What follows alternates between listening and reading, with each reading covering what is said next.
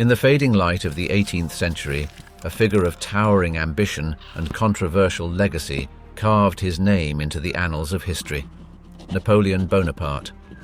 Born on August 15, 1769 in Corsica, this military genius and ruler of France would cast a long, dark shadow over Europe, marked by conquest, tyranny, and bloodshed. Napoleon's campaign in Egypt, which began in 1798, unfurled not only the banners of war, but also a trail of destruction and cultural plunder. The Battle of the Pyramids on July 21, 1798, not only crushed the Mamluk forces, but also left a deep scar on the Egyptian populace. The Jaffa Massacre in 1799 was a horrific event where the French army, under Napoleon's direct command, executed over 2,000 prisoners of war who had surrendered in cold blood. This massacre stands as a dark stain on the sands of Jaffa, forever marking it with the indelible ink of atrocity. Turning to Spain, the Peninsular War from 1807 to 1814 unveils another chapter of brutality. The infamous Dos de Mayo uprising in Madrid, followed by the harrowing executions the next day, epitomizes the ruthless suppression under Napoleon's rule. Cities like Zaragoza and Valencia bore witness to the relentless bombardment and the untold suffering of civilians. The infamous painting, The 3rd of May 1808, by Francisco Goya, captures a single chilling moment of this horror, immortalizing the stark brutality and the resilience of those who faced the grim realities in the Peninsular War. But the darkness of Napoleon's reign was not confined to battlefields. His Code Napoleon, revolutionary in some aspects, was deeply flawed in others, especially regarding women's rights, where it reinstated patriarchal authority, reducing women to mere subjects under their husband's control. Napoleon himself once declared, "The battlefield is a scene of constant chaos. The winner will be the one who controls that chaos, both his own and the enemy's." This chilling insight into his strategic mind lays bare the cold calculus of war that defined his reign. Can we fathom the depth of despair felt by those who lay in the shadow of such a colossal figure? Can we hear the silent pleas of the countless who were trampled beneath the march of an ego that knew no bounds? Prepare to embark on a journey into the heart of a paradox, where enlightenment and tyranny walked hand in hand. Welcome to the Diary of Julius Caesar. Napoleon Bonaparte, the Revolutionary Maverick. In the chaotic aftermath of the French Revolution, a period marked by radical social and political upheaval beginning in 1789, Napoleon Bonaparte, a young artillery officer of modest Corsican origin, emerged as a pivotal figure. His ascendancy from relative obscurity to the heights of imperial power is a narrative filled with cunning, opportunity, and the strategic exploitation of a nation in flux.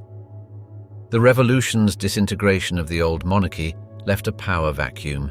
In this environment, Napoleon, born on August 15, 1769, in Ajaccio, Corsica, first distinguished himself. In 1793, during the Siege of Toulon, a pivotal battle where French revolutionary forces faced a significant royalist rebellion aided by the British, the 24-year-old Napoleon played a critical role. His strategic placement of artillery led to the recapture of the city and a promotion to brigadier general. This was just the beginning of his storied military career. By 1795, the Directory, France's new ruling body, was under threat from royalist forces. On 13 Vendémiaire, October 5th, Napoleon, commanding the defense, swiftly crushed the insurrection in Paris.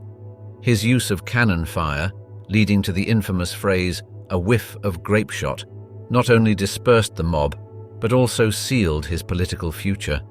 This event was pivotal, garnering him both recognition and the crucial patronage of Paul Barras, an influential politician. Napoleon's ascent was as much a product of his political acumen as his military skill. In 1796, he married Josephine de Beauharnais, a widow with significant social connections, enhancing his political network. That year, he took command of the Army of Italy. Through a series of audacious maneuvers against the Austrians, culminating in the Treaty of Campo Formio on October 17, 1797, he secured significant territorial gains for France and an influx of resources. His Italian campaigns are noted for their swift movements and innovative strategies, fundamentally altering the art of war. After his triumphs in Italy, Napoleon returned to Paris, where he was greeted as a hero. Yet, he found a government mired in ineffectiveness. Sensing opportunity amid the political instability, Napoleon, along with his brother Lucien Bonaparte and others, initiated the coup of 18 Brumaire on November 9, 1799. This event effectively dismantled the Directory, leading to the formation of the consulate, with Napoleon as the first consul, a role that made him the de facto leader of France. Napoleon moved quickly to consolidate his power. The Napoleonic Code, enacted in 1804, reformed the legal system, embodying Enlightenment principles while centralizing authority in the state. His administrative reforms, such as the establishment of the Banque de France in 1800 and the Concordat with the Pope in 1801, stabilized the economy and reconciled with the Catholic Church. These measures, while increasing his control, also garnered broad support across various social strata.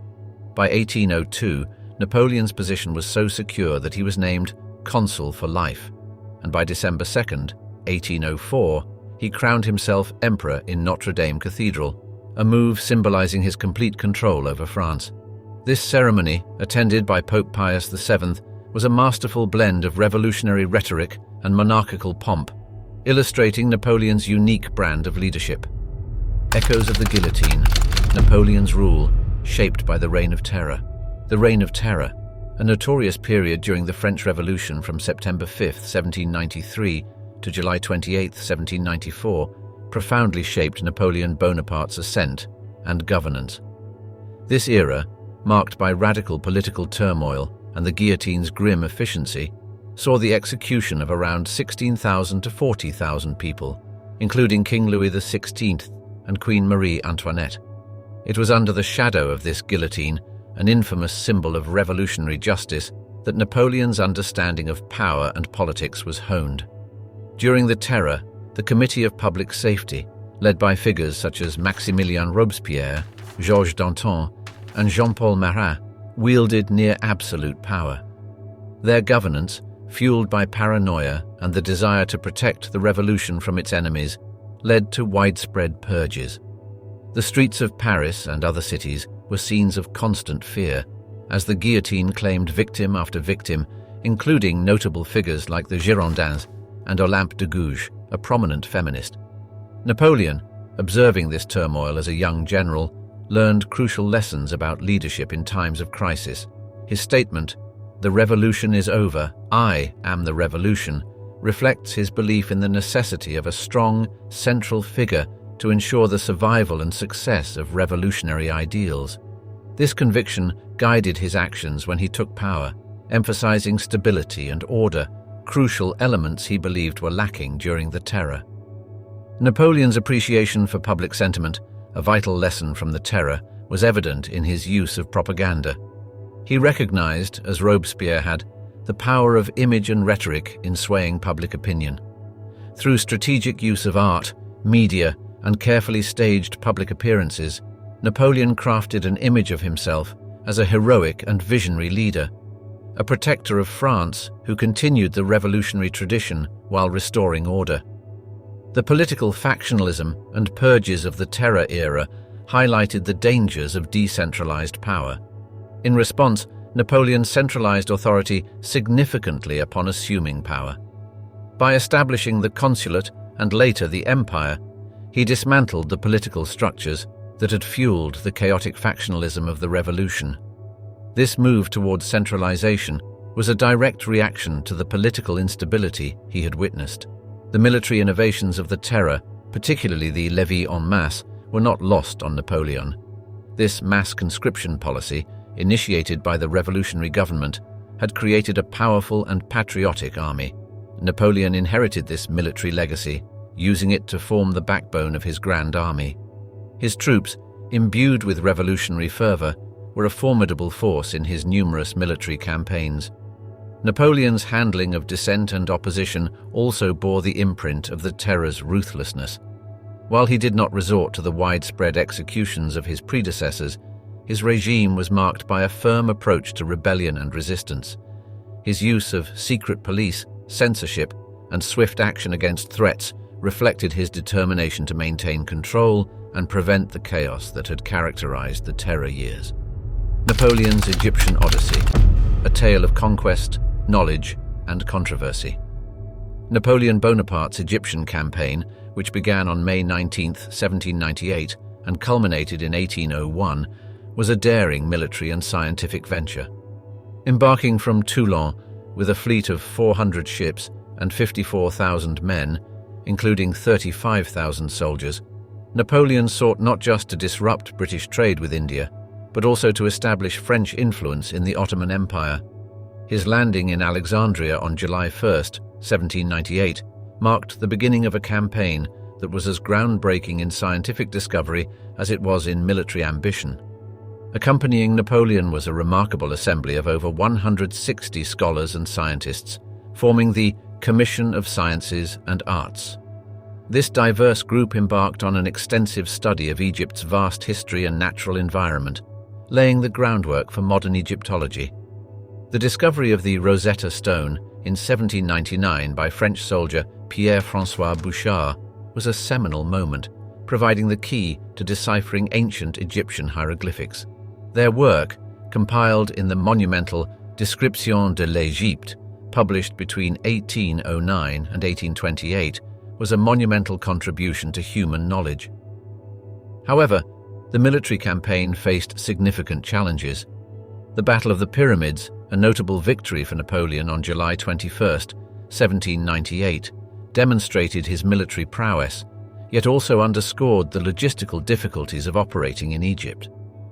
The French fleet's destruction at the Battle of the Nile by Admiral Horatio Nelson on August 1, 1798, was a severe blow, effectively stranding Napoleon's army.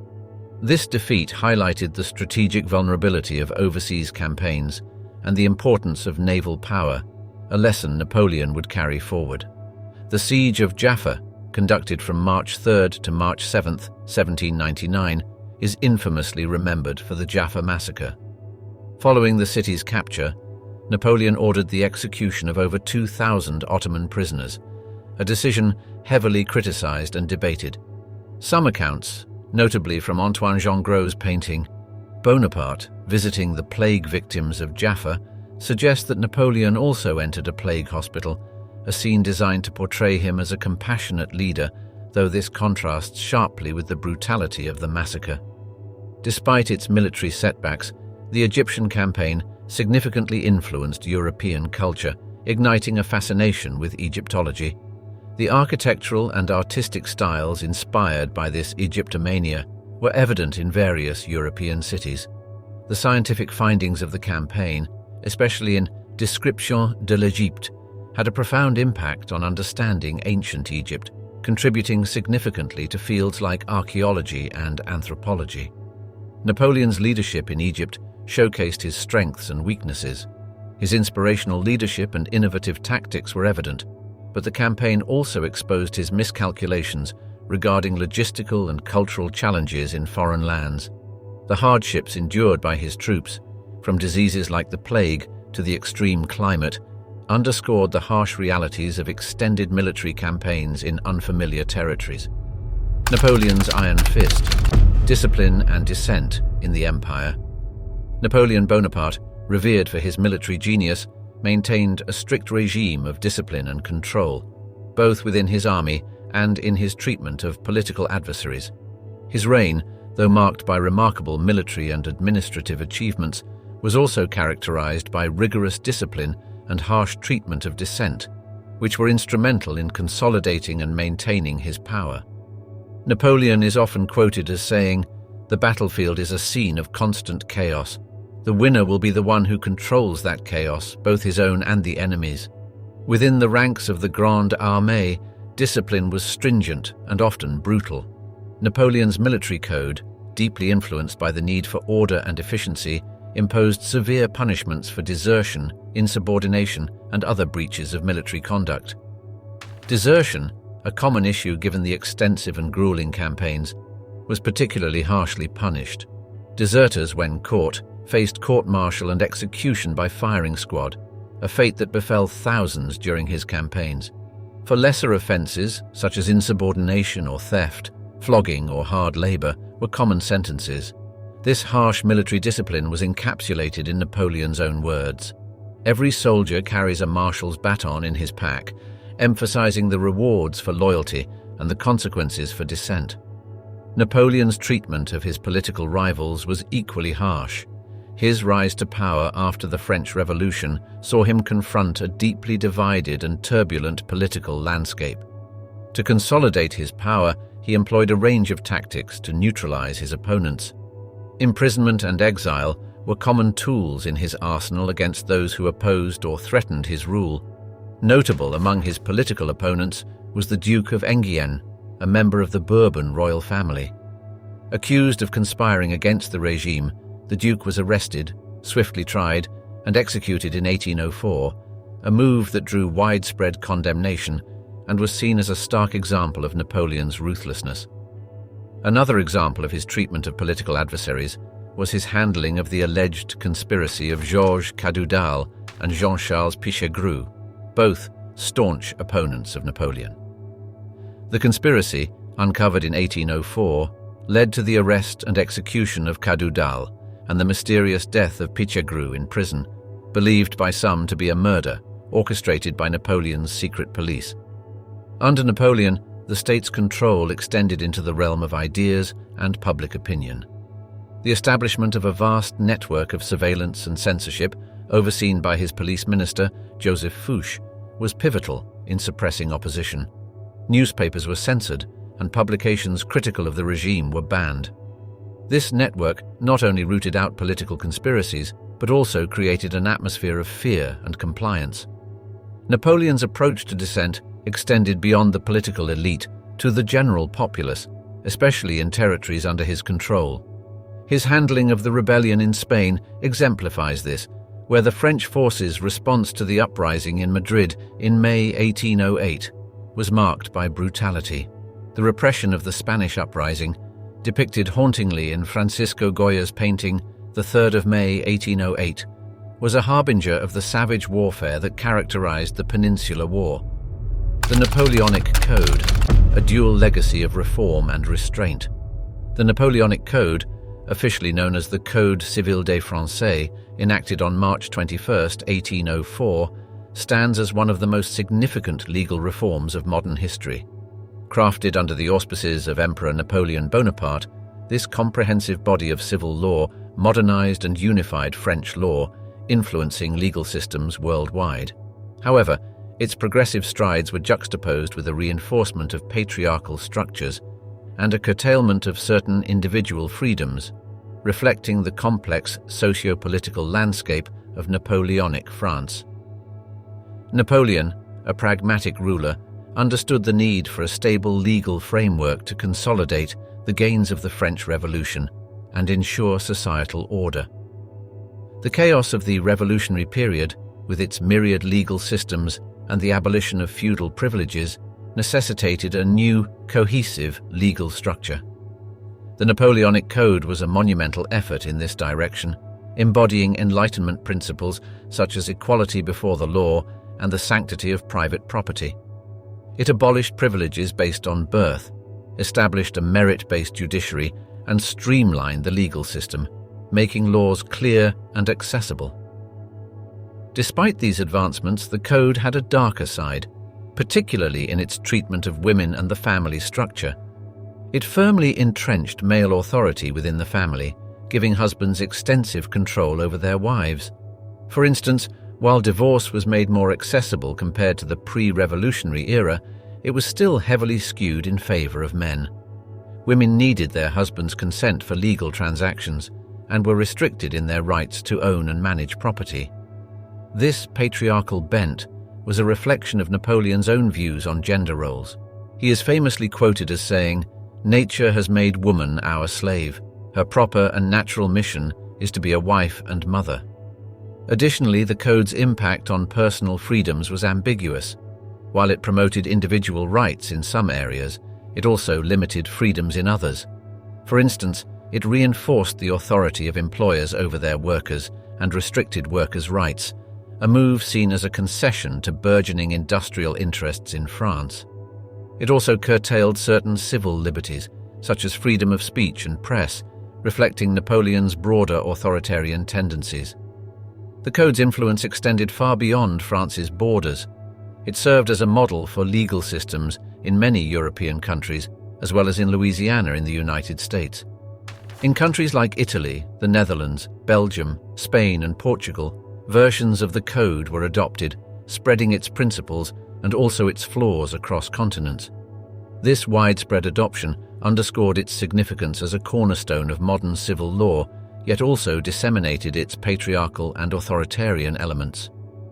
The drafting of the Napoleonic Code involved several legal scholars, the most notable being Jean-Jacques Régis de Cambaceres, who played a pivotal role in its formulation. The process of drafting and discussing the code was exhaustive, with over 14,000 letters of correspondence between Napoleon and his legal team, reflecting the meticulous care taken in its creation. The continental system, Napoleon's ambitious economic blockade, and its European fallout. In an audacious attempt to undermine Britain's naval dominance, Napoleon Bonaparte initiated the continental system in November 1806. This economic blockade, aimed at strangling British trade by prohibiting European nations from engaging with it, marked a new phase in the Napoleonic Wars. The Berlin Decree of November 21, 1806, formally announced the blockade, which was intensified by the Milan Decree in December 1807. These decrees sought to weaken Britain, whose economy was heavily reliant on trade, particularly with the European mainland. The impact of the continental system was immediately felt across Europe. Britain saw a dramatic decline in exports, with a 55% reduction to Europe by 1808. The textile industries in Manchester and Leeds, heavily dependent on European markets, experienced significant downturns. However, this economic warfare soon revealed its double-edged nature. Port cities like Hamburg and Bremen, traditional centers of commerce, faced severe economic hardships. The blockade disrupted the flow of commodities such as grain, timber, and hemp, essential for naval and commercial shipping industries.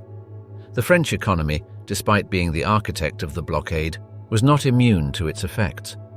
French merchants, particularly in the textile sector, struggled with the scarcity of raw materials like cotton, which was primarily imported from British colonies. The price of sugar, coffee, and tobacco skyrocketed, leading to widespread discontent.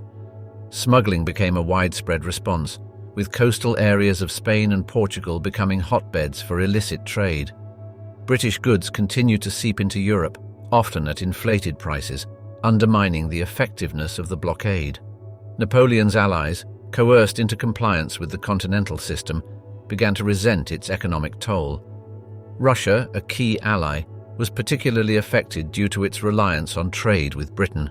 The Tsar's growing frustration was a significant factor leading to the 1812 Russian campaign, a disastrous venture for Napoleon. In Spain and Portugal, the economic strain exacerbated anti-French sentiments, fueling the Peninsular War, a draining conflict that eroded French power in Europe.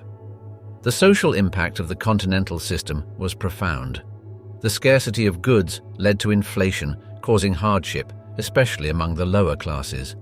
This economic distress, combined with burgeoning nationalism, contributed to growing opposition to French rule across Europe. In Italy, for instance, the blockade severely affected local industries and agriculture, leading to increased poverty and unrest. Ironically, the system, intended to debilitate Britain, ultimately caused greater harm to continental Europe. Britain, adapting quickly, expanded its trade with the Americas and the East, lessening the blockade's impact. Conversely, Europe's reliance on maritime trade meant that alternative overland routes were insufficient to compensate for the loss of sea trade. The Peninsular War, a saga of resistance and French repression. The Peninsular War, a prolonged and brutal conflict from 1807 to 1814, was a pivotal chapter in the Napoleonic Wars, marked by intense guerrilla warfare and French atrocities in Spain and Portugal. It began with the Treaty of Fontainebleau in 1807, where Napoleon and Spanish Prime Minister Manuel Godoy agreed to divide Portugal, the last British ally in Europe, between France, Spain, and Godoy himself. This secret agreement set the stage for the French invasion of Portugal and subsequently Spain, triggering a widespread uprising against Napoleonic rule. In 1808, French forces under General Junot occupied Portugal with little resistance. However, the situation in Spain rapidly deteriorated for the French. The abdication of King Charles IV and his son Ferdinand VII, and the subsequent installment of Napoleon's brother Joseph Bonaparte as king, ignited widespread opposition. The Spanish revolt began in earnest on May 2, 1808, a day marked by violent clashes in Madrid and immortalized by the painter Francisco Goya in his work The 2nd of May 1808. The nature of the conflict was markedly different from other Napoleonic wars. The Spanish and Portuguese forces, aided by the British under Sir Arthur Wellesley, later the Duke of Wellington, engaged in a protracted guerrilla warfare, a term that originated from this conflict. The term guerrilla, meaning little war in Spanish, was apt for the hit-and-run tactics employed by Spanish partisans. These irregular forces, operating in small bands, significantly disrupted French supply lines and communications, forcing the French into a grueling war of attrition. French response to the guerrilla warfare was harsh and often brutal. Under commanders like Marshal Soult and Marshal Massena, French troops committed numerous atrocities against civilians, including pillaging, acts of violence against women, and executions. The siege of Zaragoza in 1808 and 1809 epitomized this brutality. The city, under the command of General José de Palafox, resisted fiercely, suffering massive civilian casualties and widespread destruction. French actions in Spain, including the execution of Spanish patriots and the bombardment of civilian areas, intensified anti-French sentiment and galvanized resistance. The Peninsular War was also significant for Britain's military involvement. The British Army, led by Wellesley, provided crucial support to the Spanish and Portuguese forces. Key battles, such as the Battle of Talavera in 1809 and the Battle of Salamanca in 1812, marked major victories for the Allied forces and enhanced Wellesley's reputation as a military tactician.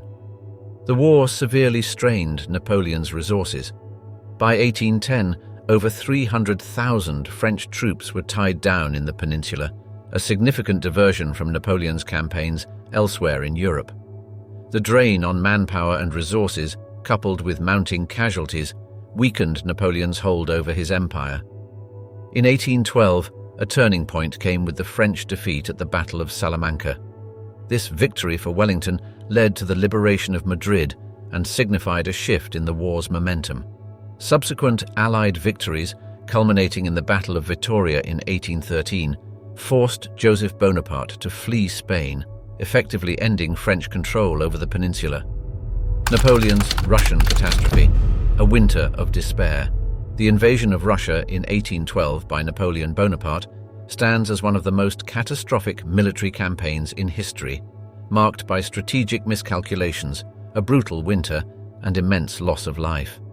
Known as the Russian campaign, it was initiated by Napoleon to compel Tsar Alexander of Russia back into the blockade against Britain, the continental system. However, the campaign evolved into a tragic saga of military hubris and human suffering. Napoleon's Grande Armée, one of the largest ever assembled, crossed the Niemen River into Russia on June 24, 1812. This formidable force, numbering over 600,000 men, was drawn from various parts of the Napoleonic Empire, including Poland, Germany, and Italy. The initial phase of the campaign saw some successes, with the French army capturing Vilnius and pushing deeper into Russian territory. However, the Russian army, led by General Mikhail Kutuzov, avoided large-scale engagements, retreating further into Russia and implementing a scorched earth policy, leaving nothing behind for the invading army. As Napoleon advanced, logistical challenges multiplied. The supply lines stretched thin across the vast Russian expanse, and the scorched earth tactic left the French without local resources. The first major engagement at Smolensk in August 1812, though a tactical victory for Napoleon, did not bring the decisive result he had hoped for. The Russians retreated further, drawing Napoleon deeper into hostile territory. The Battle of Borodino on September 7, 1812, was the largest and bloodiest single-day action of the Napoleonic Wars. While it resulted in a narrow French victory, it did not yield the decisive blow Napoleon sought. Both armies suffered heavy casualties, with the French losing about 30,000 men and the Russians about 45,000. Despite this costly victory, Napoleon continued his advance, entering Moscow on September 14th, only to find the city abandoned and set aflame. The burning of Moscow, a significant psychological and logistical blow to the French, marked the turning point of the campaign. With winter approaching and no sign of Russian capitulation, Napoleon was forced to make a fateful decision. On October 19th, he ordered the Grande Armée to begin its retreat from Moscow. The retreat turned into a nightmare for the French army. The harsh Russian winter, with temperatures dropping as low as -30 degrees Celsius, took a devastating toll on the ill-prepared soldiers. Starvation, disease, and exposure claimed thousands of lives. The Berezina River crossing in late November was particularly catastrophic, with many soldiers drowning or being killed by the Russians while trying to escape. The Russian campaign's toll was staggering. Of the over 600,000 men who marched into Russia, only about 100,000 returned. The Grande Armée was decimated, with its survivors facing severe physical and psychological scars. The Russian peasantry also suffered immensely, with countless villages destroyed and lives lost in the wake of the conflict. Napoleon's Russian campaign is often cited as a classic example of military overreach and the importance of logistics and climate in warfare. The disaster weakened Napoleon's army significantly, leading to a shift in the balance of power in Europe. The campaign's failure was a turning point in the Napoleonic Wars, setting the stage for the subsequent coalition victories that would eventually lead to Napoleon's downfall. Napoleon's intricate dance with love and power.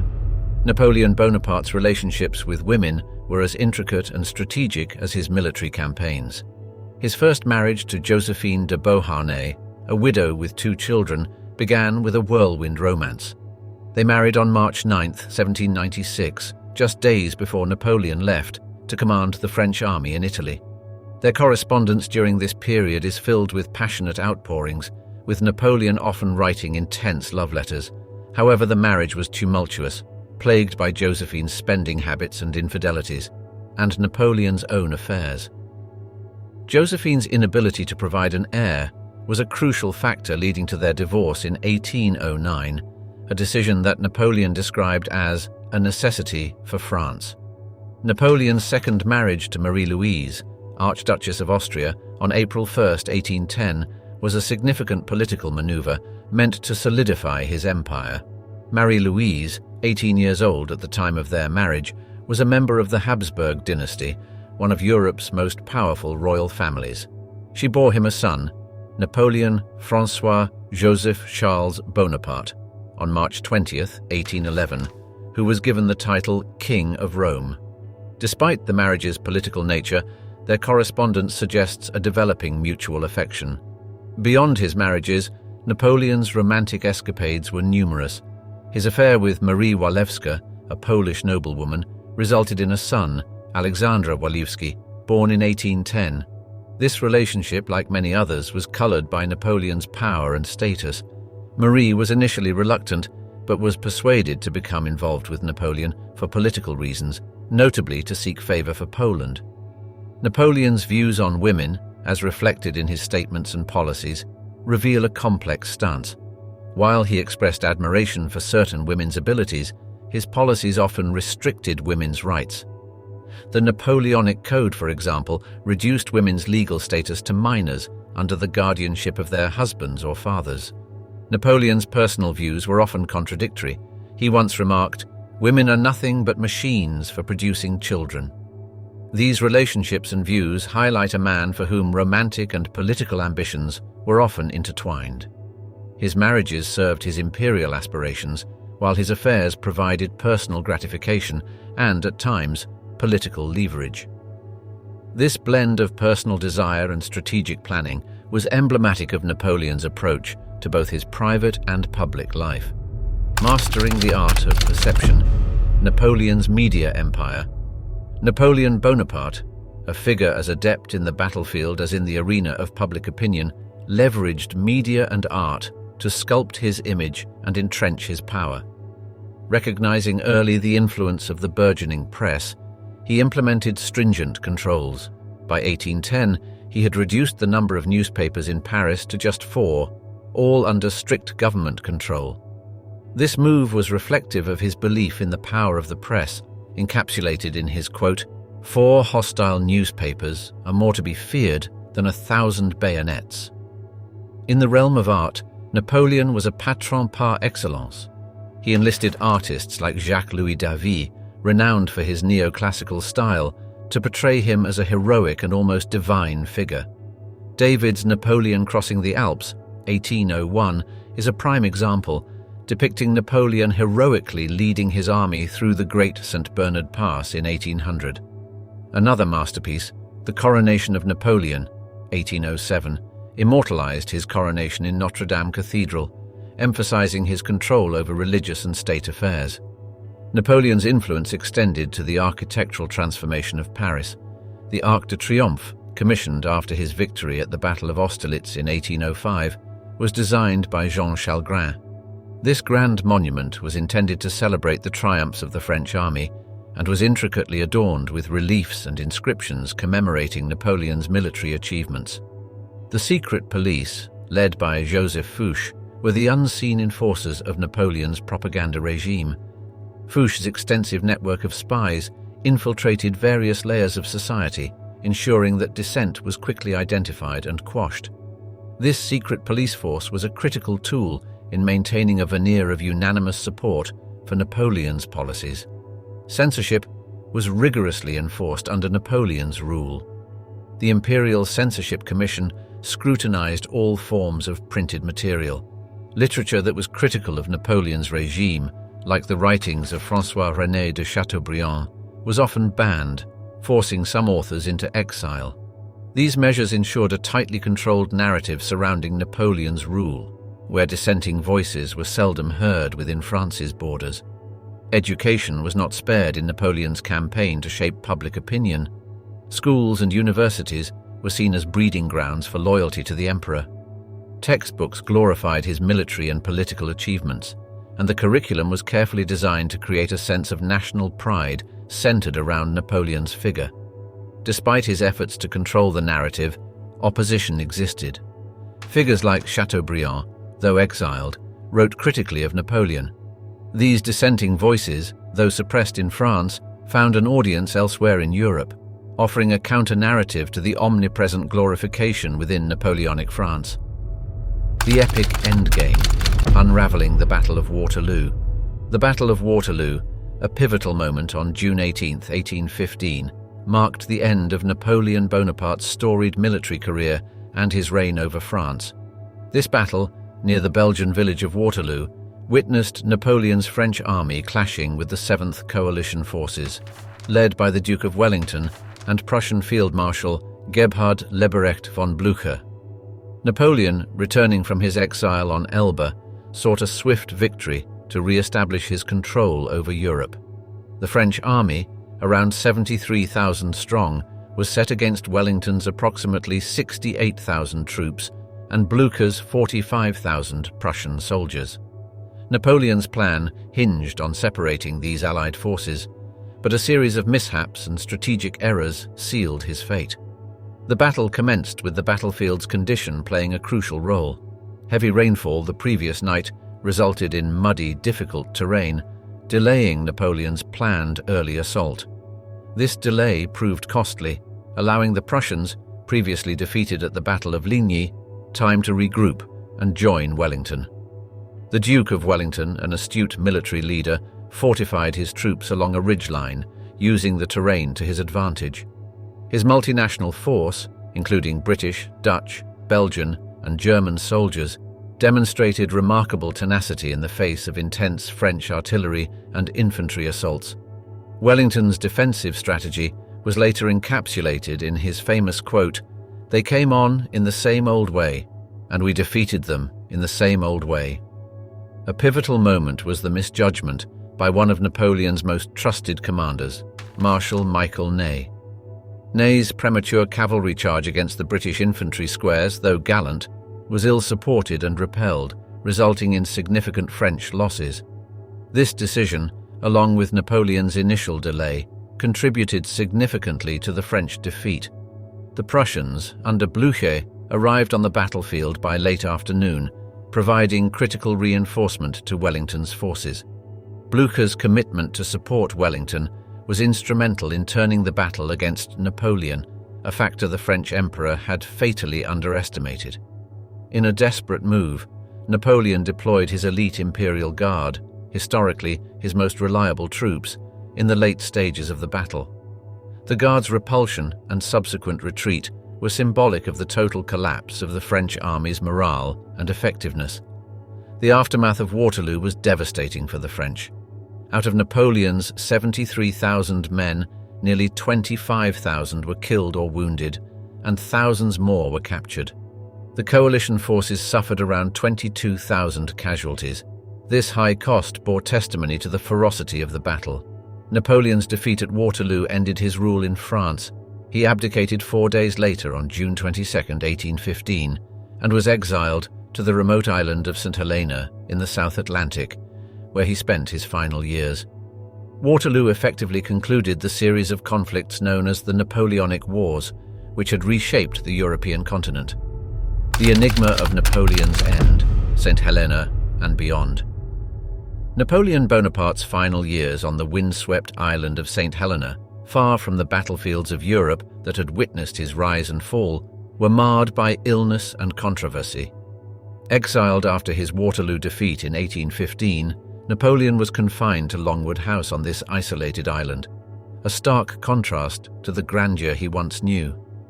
His death on May 5, 1821, has since been enveloped in mystery, with theories ranging from natural illness to calculated murder. His St. Helena exile, beginning in October 1815, was a period of sharp decline. He resided in Longwood House, a damp and uncomfortable dwelling plagued by harsh conditions. Governed by Sir Hudson Lowe, who maintained a strict watch over Napoleon, their relationship was fraught with tension and distrust. Napoleon's health began deteriorating around 1817, exhibiting symptoms such as abdominal pain and severe weight loss, which led his doctors to suspect stomach cancer, the ailment that had claimed his father, Carlo Bonaparte, in 1785. The intrigue surrounding his death was fueled in the 20th century by the discovery of high arsenic levels in Napoleon's hair samples.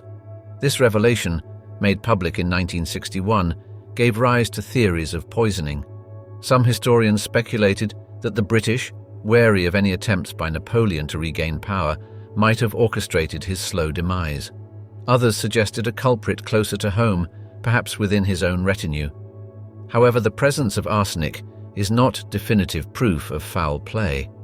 Arsenic was a common element in various products during the 19th century. It was often used in green pigments for wallpapers and even found in some medicinal compounds, raising the possibility that environmental exposure or medicinal intake could have contributed to the high levels found in his hair. The initial autopsy, performed by Napoleon's physician Francesco Antommarchi, pointed to stomach cancer. This diagnosis seemed plausible, given Napoleon's symptoms and family medical history. The autopsy report detailed a large ulcer in his stomach, reinforcing the likelihood of gastric cancer as the cause of death. Napoleon's death was not just an end, but a beginning of a new chapter in his legacy. In 1840, his remains were returned to France and interred at Les Invalides in Paris, where they remain a site of pilgrimage and reverence. The mystery surrounding his death has only added to the mythos of Napoleon, a figure as compelling in death as in life. In his final days, Napoleon's own words hinted at a sense of betrayal and conspiracy. He is reported to have said, "I die before my time, killed by the English oligarchy and its hired assassins." Whether born out of genuine belief or the delirium of illness, these words have fueled endless speculation and debate about the true nature of his demise. Unraveling the Napoleon mythos, beyond complexes and iconic poses, Napoleon Bonaparte, a figure steeped in history and legend, has been the subject of numerous myths and misconceptions. Among the most famous are the Napoleon complex and the iconic hand-in-coat pose, both of which have permeated popular culture and historical discourse. The Napoleon complex is a term often used to describe a supposed condition where short people, particularly men, have an aggressive, domineering attitude to compensate for their lack of height. This concept is frequently linked to Napoleon due to the belief that he was exceptionally short. However, historical records debunk this myth. Napoleon was actually of average height for his time, standing at about 5 feet 7 inches, 1.70 meters. The misconception likely arose due to the difference between French and British measuring units at the time. In French units, he was 5 feet 2 inches, which translated to 5 feet 7 inches in British measurements. Furthermore, Napoleon was often seen with his imperial guard, who were taller than average, possibly making him appear shorter in comparison. Another pervasive image is that of Napoleon with his hand tucked into his coat. This pose, featured in many portraits and statues, has sparked various theories, some suggesting it was to alleviate pain from a stomach ailment, others proposing it was a symbol of his bold leadership. However, this pose was a common artistic convention of the period, denoting a calm and collected demeanor. It was not unique to Napoleon. Many leaders and influential figures of the time were depicted in a similar fashion. This pose was a part of the neoclassical style, symbolizing self-control and leadership, aligning with the values and aesthetics of the era. Beyond these famous myths, there are other misconceptions about Napoleon. One such is the belief that he was responsible for the saying, "An army marches on its stomach." While it encapsulates the strategic importance he placed on logistics and supply lines, there is no concrete evidence that Napoleon actually uttered these words. The phrase, however, accurately reflects his revolutionary approach to military provisioning, which was a key factor in his many successes on the battlefield. Another often debated aspect of Napoleon's legacy is the claim that he poisoned his own troops in Syria in 1799 to hasten their retreat. This accusation stems from accounts that during the Syrian campaign, particularly the siege of Acre, Napoleon ordered the poisoning of his plague-stricken soldiers. However, historical evidence suggests that this was likely a distortion of his decision to provide opium for severely ill soldiers, a common practice at the time to alleviate suffering.